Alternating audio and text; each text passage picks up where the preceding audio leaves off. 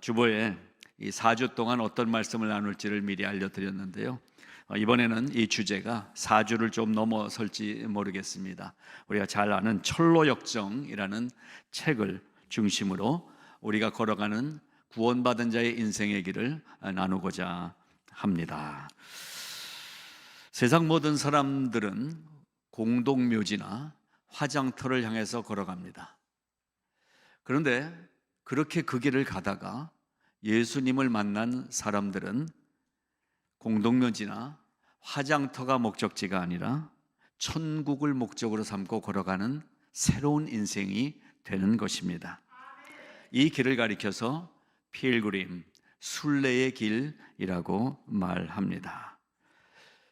이 순례의 길을 우리가 걸어가는데 이 순례의 길에는 내비게이션과 같은 역할을 해주는 성경 말씀이 있습니다. 이 성경은 이 순례자의 길의 내비게이션입니다.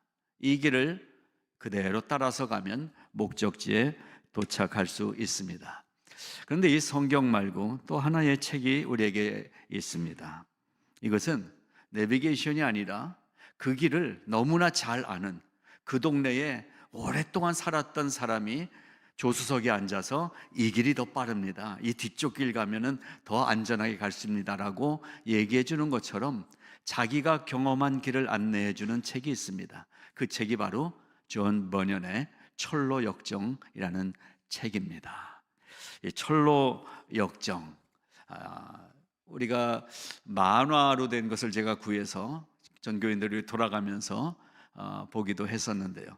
아직 혹시 이 책을 만나지 못하신 분들은 만화책을 저한테 원하시면 먼저 만화로 볼 수 있도록 빌려드리도록 하겠습니다. 그러면 그 책 맨 앞에 우리 교인 중에 누가 이 책을 봤는지 자기 이름들이 쭉 있을 것입니다. 이 철로역정. 그래서 몇 주에 걸쳐서 이 철로역정이라는 책을 주요 부분들을 보면서 우리가 걸어가는, 내가 걸어가는 이 믿음의 길, 그리스도인의 길, 예수 믿고 가는 길이 어떤 길이고 어떻게 걸어가야 되는가를 알게 해줄 것입니다. 이미 우리 청년들이 오늘 찬양을 통해서 이 순례의 길, 천국을 향해 가는 길이 어떤 길이어야 하는가를 선포를 해주었습니다. 내게로부터 눈을 들어 주를 보기 시작할 때 주의 일을 보겠네. 내 작은 마음을 돌이키사 하늘의 꿈을 꾸게 하시네. 언제? 주님을 볼 때. 성령이 나를 변화시켜 모든 두려움 사라질 때 주의 일하심을 보겠네. 황폐한 땅 한가운데서 주님의 마음 알게 되리. 언제? 주님을 볼 때. 모든 시선을 주님께 돌리고 살아계신 하나님을 느낄 때 내 삶은 주의 역사가 되고 하나님이 나를 위해서 일하기 시작하시네. 이 찬양을 청년들의 목소리로 먼저 이 설교 내용을 선포하게 된 것도 큰 은혜라고 생각합니다. 우리 청년들을 다시 한번 축복합니다. 네. 어휴, 감사합니다. 네. 우리 청년들 정직하게 걸어가면 됩니다. 흔들리지 않고 뚜벅뚜벅 걸어가면 됩니다. 성령께서 함께 해 주실 것입니다. 그리고 이미 많은 길을 걸어온 우리 어른 성도님들을 축복합니다. 여기까지 정말 잘 오셨습니다. 힘들고 고단한 길이었는데 하나님의 은혜로 여기까지 올 수가 있었음이 감사합니다. 끝까지 완주하십시오. 하나님이 함께 하실 것입니다. 자, 이렇게 이 찬양 가사처럼 우리가 시선을 하나님께로 향하고 순례의 길을 걸어가야 하는 이유가 분명히 있습니다. 만약 이 길을 선택하지 않으면 앞으로 각자 인생의 길을 걸어가면서 뭔가를 이루어낼 거예요. 설사 큰 일을 이루기도 할 수도 있고 큰 돈을 벌 수도 있고 멋진 나의 꿈을 이루어낼 수도 있고 많은 사람들이 부러워할 만한 자리에 가 있을 수도 있겠지만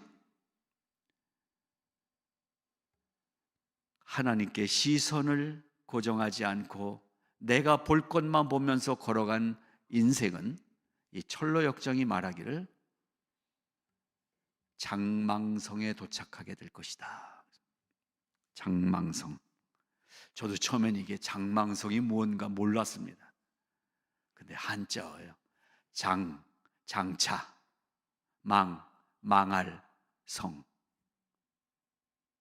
시선을 하나님께로부터 세상으로 돌리면 어떤 일을 이루었다고 할지라도 장차 망할 것입니다. 그래서 여러분들에게 권면하는 것입니다. 여러분을 망하게 할 수가 없어요. 여러분은 흥해야 될 분들입니다. 예. 이제부터는 꽃길만 걸으세요. 이렇게 인사하더라고요, 한국에선. 그 인사 받았다고 꽃길이 열리던가요? 안 되더라고요. 하나님께 시선을 맞출 때 우리에게 준비된 흥하는 길이, 잘 되는 길이, 보람 있는 길이 열리게 될 것입니다. 자, 이 철로 역정은요, 말 그대로 철로 역정, 하늘로 가는 길에서 만나는 모든 일들이 어떤 일들인가 보여주는 이야기, 이러한 뜻이라고 할 수가 있습니다. 존 버니언이라는 목사님이 썼습니다. 1628년 생이시니까 꽤 오래전에 이 세상을 살고 간 분인데, 이분의 삶 속에 하나님이 찾아오셨습니다. 찢어지게 가난한 가정이었어요. 먹을 게 없는 가정이었어요. 남들 다 가는 학교에 제대로 가지도 못했어요. 그리고 시대적으로는 내란이 일어나고 있었고, 그리고 종교 전쟁이 일어나고 있는 그런 시대였어요. 그러다 보니까 군인들이 필요하니까 16살 때 징집돼서 군대 끌려갔어요. 전쟁터에서 많은 동료들이 죽는 현장을 보았어요. 인생의 회의가 들었어요. 그런 인생 속에 하나님이 찾아오신 것입니다. 가정 생활은 가난하기 때문에 화목했지만 평탄하진 못했어요. 아이를 넷이나 낳았는데 이 첫째 부인이 아이 넷을 낳고 갑자기 죽습니다. 애들은 많은데 아내가 없어졌어요. 어떻게 살지?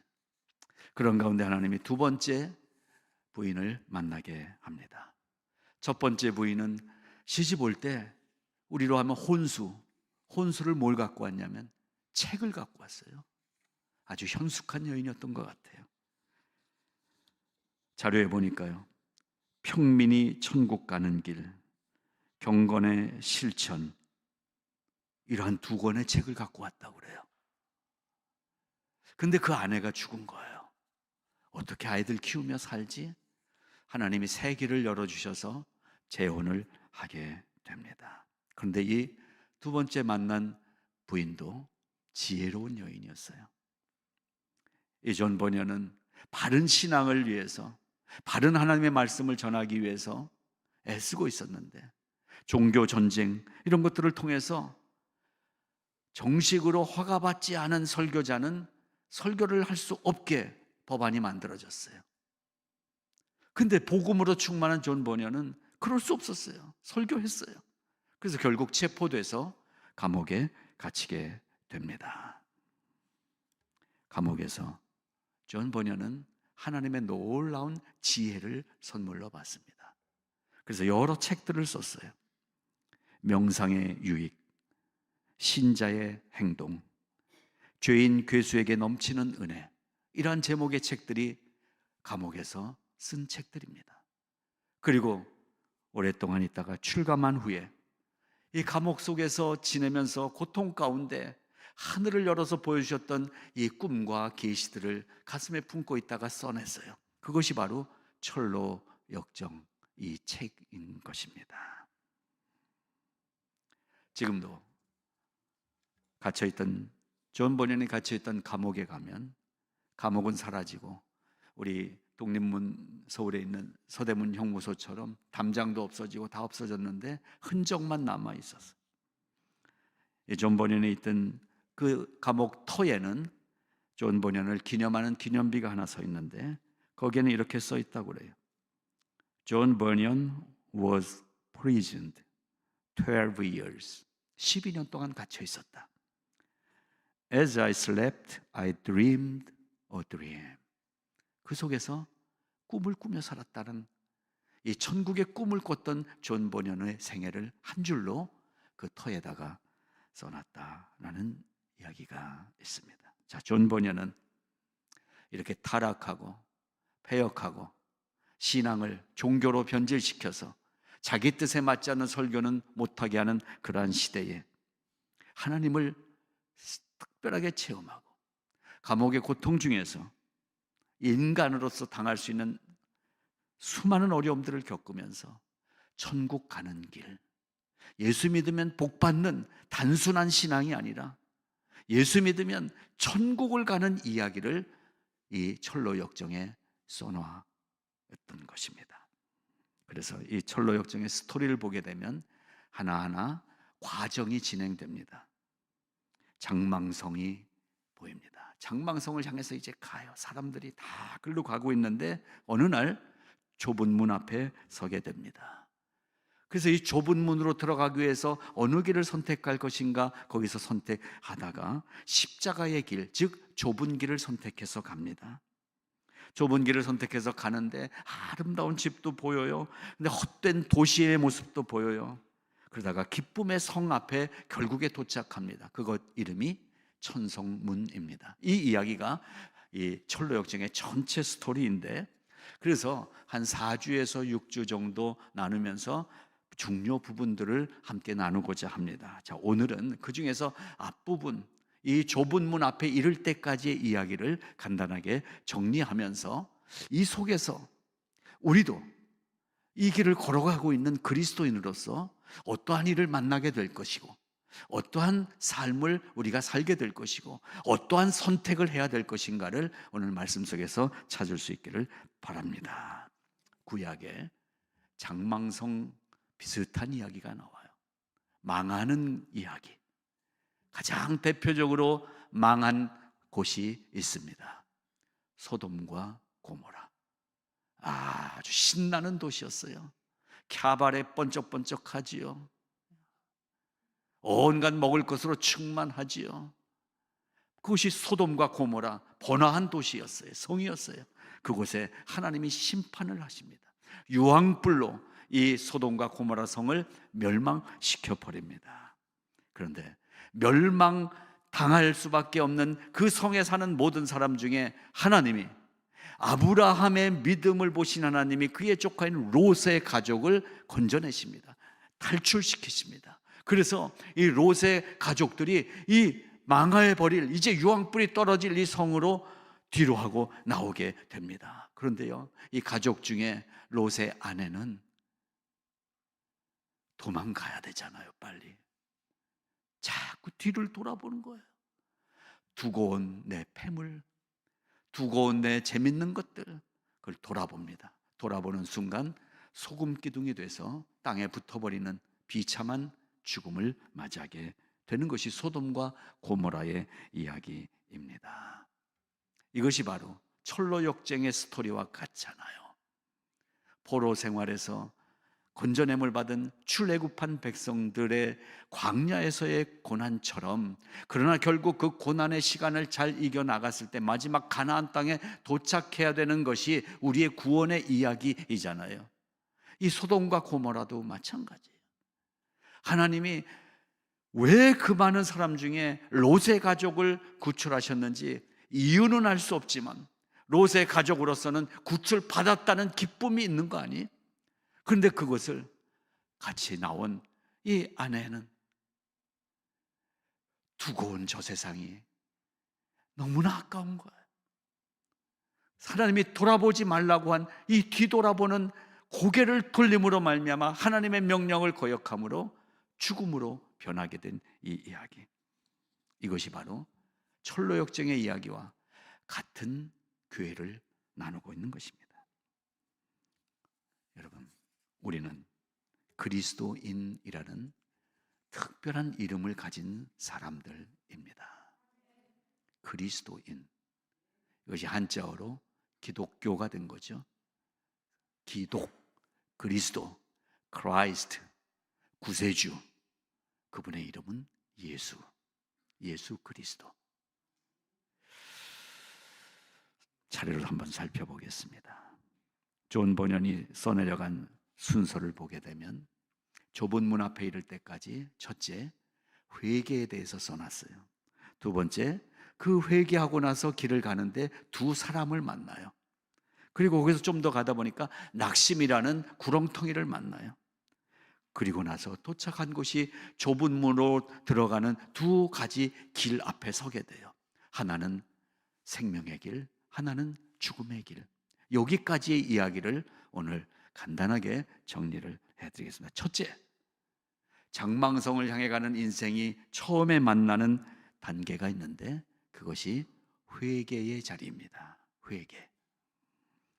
이 기독도라는 크리스찬이라는 이름을 가진 이 철로역정의 주인공이 순례의 무거운 짐을 지고 터벅터벅 인생의 저 종착점을 향해서 걸어가고 있어요. 힘들어요. 무거운 짐을 지고 가요. 그때 한 사람을 만납니다. 복음 전도자를 만납니다. 복음을 받게 돼요. 그 복음의 이야기 속에는 회개하라, 천국이 가까웠느니라, 이 말씀을 받아요. 그래서 이 기독도는, 주인공은 여기서 회개를 결단합니다. 자기의 잘못된 삶을 결단합니다. 존 버년은 마태복음의 이야기 3장의 이야기를 이 책에 기록해 놨어요. 이미 도끼가 나무 뿌리에 놓였으니 좋은 열매를 맺지 않는 나무마다 찍혀 불에 던지우리라. 그분이 성령과 불로 너희에게 세례를 베푸실 것이요 손에 키를 들고 자기의 타작마당을 정하게 하사 알곡은 모아 곡간에 들이고 쭉정이는 꺼지지 않는 불에 태우시리라. 장망성을 향해 가던 발걸음이 이 자리에서 회개의 복음을 듣고 살 길을 붙잡아요. 회개를 한다는 얘기입니다. 이 회개 무엇입니까? 내가 죄인임을 고백하는 자리인 것입니다. 여러분을 그래서 축복하지 않을 수가 없어요. 사람이 내가 죄가 있다고 고백하기가 얼마나 어렵습니까? 이 도둑들이 내가 훔쳤다고 처음에 얘기하는 도둑 한 명도 없대요. 피하고 싶죠. 난 안 했다고 안 들키고 싶죠. 그런데 우리가 예수를 만나기 위해서는 나의 죄를 고백해야 된다는 자리예요. 여러분, 우리는 나의 죄를 고백하는 결단의 시간을 통과했기 때문에 그리스도인이라는 이름을 갖게 된 줄로 믿습니다. 장망성에서 멸망당하지 않으려면 회개해야 합니다. 나의 죄됨을, 나의 죄성을 고백해야 된다는 말씀인 것입니다. 이 자리가 쉽지 않더라고요. 몇 차례 말씀드렸지만 LA에서 오랫동안 외과 닥터로 일하고 있는 분인데요, 어려서부터 효자였어요. 한 번도 부모님의 마음을 거스른 적이 없었어요. 저하고 동갑인데 저하고는 좀 다른 삶을 살았던 것 같아요. 착했대요. 아주 공부도 잘했어요. 저하고는 많이 달라요. 계속. 그래서 한국에서 서울대 의대를 졸업하고 미국에 와서 미국 의사고시 합격하고 한인타운에서 이 외과 닥터로 활동하고 있습니다. 이분을 한 20수년 전에 만나게 됐어요. 복음을 전했어요. 근데 교회에 나오게 됐어요. 물론 아내는 교회를 출석하는 분이었어요. 함께 기도하면서, 이분을 위해서 기도하면서 복음을 전했는데 하나님이 그 마음을 만져주신 것 같아요. 골프를요, 프로 골퍼만큼 치는 그런 골프를 좋아하는 분이었대요. 근데 이렇게 교회 오기로 하면서 골프를 안 가는 거예요. 11월 추수감사주일에 처음 왔는데 마음을 청했나 봐요. 교회 매주 오는 거예요. 그리고 새해 첫날이 되니까 먼저 얘기를 하는 거예요. 새벽 기도를 나도 해도 되냐고. 제가 우리 교회에서 나 새벽 기도 해야 되냐고 물어본 사람 못 만났는데 그 친구가 새벽 기도 해도 되냐고. 1월 첫날부터 새벽 기도를 하루도 안 빠지고 오더라고요. 외과 닥터는 콜이 많잖아요, 새벽에. 일찍 일어나서 오는 거예요. 참여하지 못할 시간이 되면 교회 앞을 들러서라도 가는 거예요. 그러더니 한 달 있다가 공부를 좀 하고 싶다. 성경 공부를. 그래서 그 집사람은 저희 집사람하고 그 닥터는 저하고 1대1 성경 공부를 시작했어요. 똑똑하니까 금방금방 캐치하더라고요. 그런데 한 3번째 시간, 넘어가야 될 시간이 왔어요. 내가 죄인입니다를 고백해야 되는 부분이에요. 내 죄를 고백해야 하나님이 은혜의 문을 열어주시잖아요. 근데 자기도 그게 과정이라면 다 할 수 있겠다, 하겠대요. 근데 안 된다라는 거예요. 내가 죄인이라는 것이 인정이 안 되는 거예요. 왜냐하면 어려서부터 자기 기억 속에 한 번도 죄를 진 게 생각이 안 난대요. 부모님에게도 착했고 친구들도 자기가 도와줬고 죄가 없다는 거예요. 자기는. 이걸 넘어가는데 3주 걸렸습니다. 그래서 오리지널 신에 대해서, 원죄에 대해서, 내가 지은 죄가 자범죄라면 내가 짓지 않았지만 내 DNA 속에 흘러가고 있는 이 원죄의 개념을 설명해 주고 결국 하나님 앞에서 내가 죄인입니다를 고백하게 됐습니다. 그렇습니다. 이 죄의 고백의 자리가 우리가 그리스도인으로 살아가는 첫걸음입니다. 근데요, 안타까운 것은 오늘날 많은 교회, 특별히 이민 교회들이 이 순서가 없어졌더라고요. 교회 오면 한 2-3달 있다가 집사님이더라고요. 때로는 오셨는데 권사님이라고 불렀어요. 나중에 보니까 세례도 안 받으신 할머니였어요. 우리 교회였어요. 저도 모르고 권사님. 왜냐하면 처음에 오셨을 때 그냥 권사님이라고 소개가 됐으니까. 보니까는 세례도 안 받으신 분이었어요. 교회가 너무 허술해졌어요. 누구나 예수 믿지 뭐. 누구나 교회 가는 거지 뭐. 내가 교회 와줬으면 감사해야지. 이런 시대가 됐습니다. 그러나 성경은 변함이 없습니다. 1000년 전에, 2000년 전에 그랬던 것처럼 오늘날도 내가 하나님 앞에서 나의 죄를 자백하지 않으면, 회개하지 않으면 구원을 얻을 수가 없습니다. 그 과정을 이 기독도가 통과합니다. 그리고 이 길을 걸어가기로 하고 걸어가요. 여러분 철로역정 다시 한번 쭉 읽어보시면 너무 재미있는 책이에요. 세계에서 성경 다음으로 많이 팔리고 있는 책이 철로역정이라는 책이잖아요. 2번째 과정은 이러한 사람을 만나게 되는데요. 2 사람이 길에서 만나요. 한 사람의 이름은 고집쟁이, 또 한 사람의 이름은 유약함, 연약함, 이러한 이름을 가진 2 사람을 만나는 이야기예요. 우리가 신앙의 길을 선택하고 걸어가다 보면 이 2 가지 종류의 사람을 만납니다. 고집쟁이를 만나요. 무슨 고집이냐? 율법 고집쟁이. 예수 믿는 게 이런 틀이 있어야 된다. 그래도 장로가 돼야 된다. 그래도 헌금 얼마씩 내야 된다. 이러한 틀 속에 가져진 고집쟁이가 우리 친구가 되는 거고요. 또 하나는 예수는 믿는데 너무 약해 빠졌어요. 자, 이번 3번째 금요일에 우리 나우 찬양 집회합니다. 그런 날 되면 꼭 아파. 여러분, 우리 주변에도 이런 사람이 있지요. 그냥 고집만 부리는 사람. 너무나 약해 빠진 새벽기도, 예배 참여. 그거 다 참여하면 내 몸이 못 견디는데. 이런 고집쟁이들을 만납니다. 어떤 사람이요, 와이프의 전도로 예수를 믿게 됐어요. 근데 담배를 엄청 피는 사람이었는데 이제 아내에게 그래도 교회 내가 가니까 내가 앞으로는 절대 담배 안 피겠어. 다짐을 했어요. 아내가 너무 좋아서.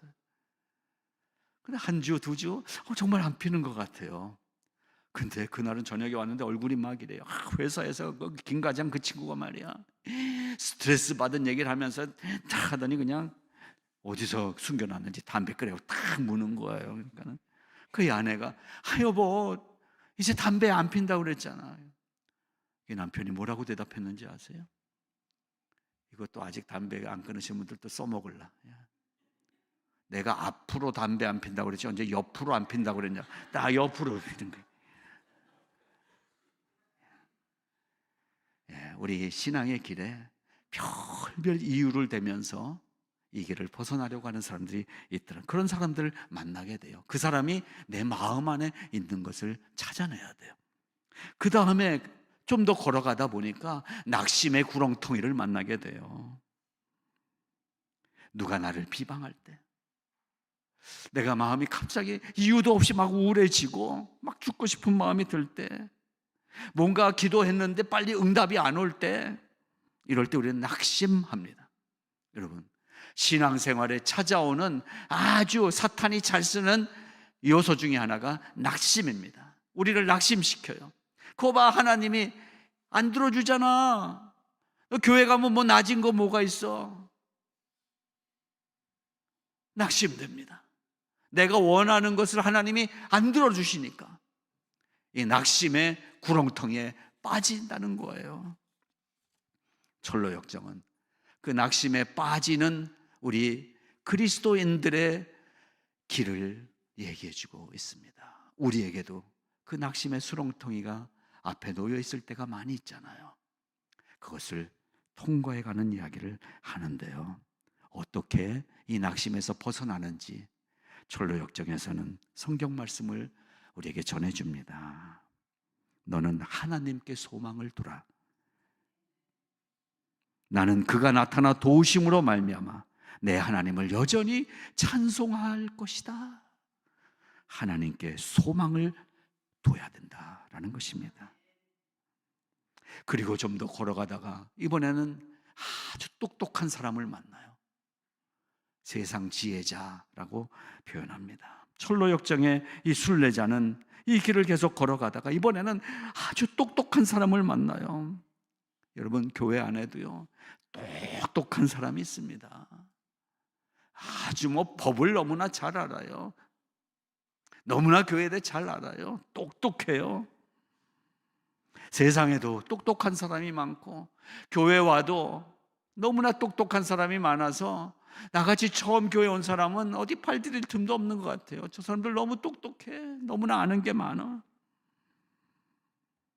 그런데요, 이 모든 똑똑은 라스트 네임이 같아요. 헛똑똑이라고. 성경은 누가 똑똑한 자라고 가르쳐 주십니까? 여호와를 경외하는 것이 지혜의 근본이라. 하나님을 알아가야 돼요. 하나님이 누구신지, 하나님이 나를 어떻게 인도하시는지, 여호와를 경외하는 것이 지혜의 근본인데요, 이 세상에는 헛똑똑이들이 우리들을 이 순례의 길에서 벗어나게 만들어요. 그 헛똑똑이의 대장이 누구냐면 사탄 마귀인 것입니다. 사탄 마귀는 가장 똑똑한 존재예요. 하나님 다음으로 똑똑한 것 같아요. 그래서 하나님이 하실 수 있을 만한 일들을 다 해요, 마귀가. 그래서 마치 하나님이 하시는 것처럼 우리를 속여요. 그것을 분별할 수 있어야 될 것입니다. 세상 지혜자들, 세상에 똑똑한 사람을 만날 때 우리는 올곧은 믿음의 길을 그냥 뚜벅뚜벅 걸어가는 진지함을 갖고 살아야 되는 것입니다. 그 길을 통과하고 결국 마지막에 이제 두 갈래 길 앞에 서는 데까지 오늘 이야기입니다. 이제 그런 사람들을 만나면서 여기까지 왔는데 이제 두 갈래 길이 나타났어요. 어디를 선택해야 될까? 이거를 선택해서 가면 그때 이제 그 좁은 문을 만나게 되는 건데요, 한쪽 길은 보니까 쫙 아스팔트 깔려 있어요. 할리족들, 그리고 오토바이 타고 가는데요, 쫙 뻗어난 길 얼마나 달리고 싶을까요? 운전하고 갈 때 뭐 울퉁불퉁한 이 길이 아니라 쫙 오토반 길을 만나면 쫙 달리고 싶잖아요. 근데 이쪽 보니까 뭐 이거 돌 자갈도 있고 가다 보니까 뭐 웅덩이도 이렇게 패여 있고, 여러분은 어느 길을 선택하셔야 할까요? 어떻게 선택하시겠습니까? 이쪽에 이러고 왔더라고요. 그리고 딱 보니까 저쪽 길인 것 같아. 그렇잖아요. 이 길이잖아요. 그래서 많은 사람들이 넓고 형통한 길을 선택합니다. 여기서 이 철로 역정의 저자 존 버녀는 우리가 걸어가야 될 길이 어딘지를 알려주고 있습니다. 좁은 문으로 들어가라. 멸망으로 인도하는 문은 크고 그 길이 넓어 그리로 들어가는 자가 많고, 생명으로 인도하는 문은 좁고 그 길이 울퉁불퉁 협착하여 찾는 자가 적음이니라. 여러분, 어느 길이죠? 어느 길이어야 돼요? 네. 사람이 몰려가는 곳은 실속이 없더라고요. 골라서 가세요. 잘 골라서 가셔야 돼요. 우르르 몰려다니는 사람이 아닌 그곳을 집중해서 찾아보고 선택해서 가는 길로 가시는 것이 바른 길이 될 것입니다. 그 길을 선택하니까 좁은 문으로 들어가게 되는데 그 이름이 예수 그리스도이십니다. 예수님을 찾아야 돼요. 그래서 어느 길인지, 어디에 예수님을 만날 수 있는지 예수님을 찾는 작업이 있어야 돼요. 예수님을 찾으면 그 다음엔 예수님 안으로 들어가는 길이에요. 예수님이 있는 곳으로 들어가야 돼요. 그리고 들어가서 걸어갈 때 내가 들어온 이 길이 예수님이 들여보내주신 예수님과 함께하는 길이라는 것을 믿는 믿음이 있어야 되는 거예요. 이제 이 길을 다음 시간에 기독도가 걸어가게 되는 것입니다. 사랑하는 여러분, 우리는 지금 감사하게도 이 길을 걸어가고 있는 크리스찬입니다. 믿음의 사람입니다. 아직 혹시 확신이 없는 분은 선포하십시오. 나는 이 길을 선택하겠습니다. 장망성에서 나온 사람은 이 길을 선택한 사람입니다. 혹시 아직도 선택을 못하신 분들에게 다시 한번 우려와 함께 말씀을 드립니다. 장망성은 말 그대로 장차 망해버릴 성입니다. 여러분을 살려주고 싶어요. 여러분을 생명으로 인도해 드리고 싶어요. 장망성, 세상에는 망할 일밖에 없습니다. 잘 살았다고 하는 사람도 결국에 장차 망할 그 자리에 가 있게 되는 거잖아요. 여러분, 로즈힐에 2자리 묘를 나 혼자 쓴다고 복된 인생이 됩니까? 죽으면 끝나는 인생 속에 우리가 좀 협착해 보이고 아닌 것 같아 보이는 그 길을 선택할 때 그곳이 예수님이 열어주시는 생명의 길이 된다는 사실을 믿으시기 바랍니다. 그래서 오늘 읽어주신 시편 107편에는요 이렇게 고백을 했던 거잖아요. 그 환난 중에 여호와께 부르짖음에 그들의 고통에서 구원해 주신다고 말씀하십니다. 흑암과 사망의 그늘에서 인도하여 내시고 우리를 얽어맨 줄을 풀어주신다고 말씀하신 거 아니에요? 고통에서 부르짖음에 그들의 고통에서 구원해 주신다고 말씀하셨어요. 말씀을 보내서 그들을 고쳐주시고 위험한 지경에서부터 건져주신다고 철로 역정이 이야기하고 있는 이 주제의 이야기를 이미 구약의 시편 기자가 이 길이라고, 여기가 생명의 길이라고, 여기가 진짜 유일한 살 수 있는 길이라고 가르쳐 주셨다는 사실을 기억하시기 바랍니다. 그 길을 선택해서 걸어가면 위험하고 고통스럽고 때로는 수렁과 같은 길에 빠지게 되고 어려운 일이 올지라도 약속으로 우리를 함께 해주십니다. 너 근심 걱정 말아라, 주 너를 지키리, 주 날개 밑에 거하라, 주 너를 지키리.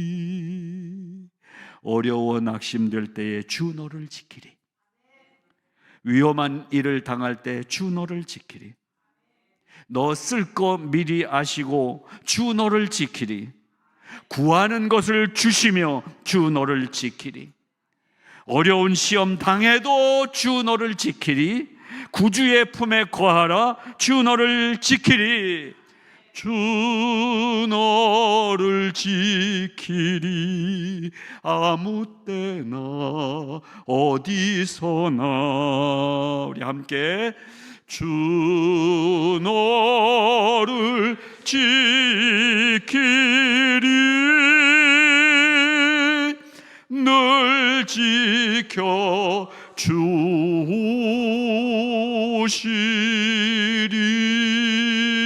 주시리. 이 길을 잘 걸어가서 다음 주에 다음 코스에서 만나겠습니다. 기도하겠습니다. 하나님 감사합니다. 철로 역정의 이야기 속에서 우리의 인생을 볼 수 있는 눈을 뜨게 해주셔서 감사합니다. 장차 망해버릴 세상과 같은 인생의 목을 걸지 않게 하시고 생명의 길을, 지금 내가 보기에는 약해 보이고 두려워 보이고 험해 보일지라도 그 생명의 길을 선택하는 지혜와 결단력과 용기를 허락하여 주시옵소서. 예수님 이름으로 기도드리옵나이다. 아멘.